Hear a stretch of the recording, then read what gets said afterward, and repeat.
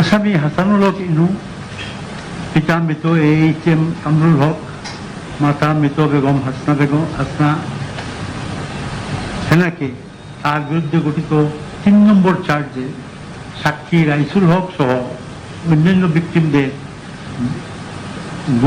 গুরুতর আহত তথা নির্যাতন, টর্চার এবং রাজনৈতিক কারণে নিপীড়ন, পারসিকিউশন অন পলিটিক্যাল গ্রাউন্ডস করার অভিযোগে ইন্টারন্যাশনাল ক্রাইমস ট্রাইব্যুনাল অ্যাক্ট 1973 এর section 3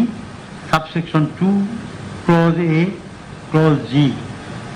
section 4 subsection 1, section 4 subsection 2 and section 20 subsection 2 and 20A দ্বারা মতে 10 বছরের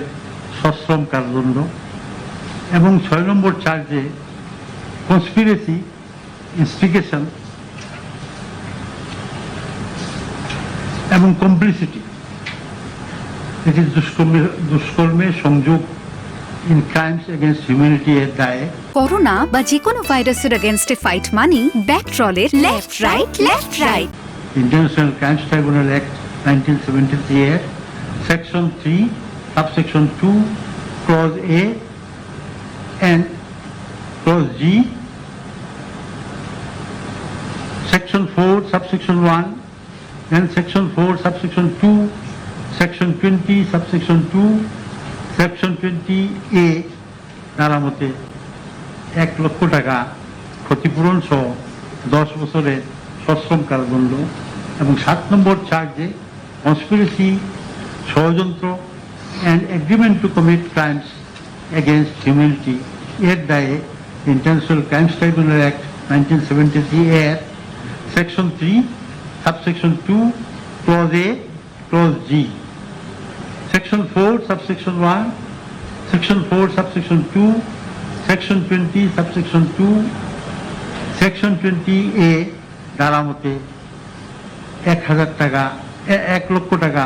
ক্ষতিপূরণ সহ 10 বছরের সশ্রম কারাদণ্ডে দণ্ডিত করা হলো। আসামিকে তার বিরুদ্ধে গঠিত 1, 2, 4, 5 নম্বর চার্জ এবং 8 নম্বর চার্জের সকল কাউন্ট হইতে খালাস প্রদান করা হয়েছে।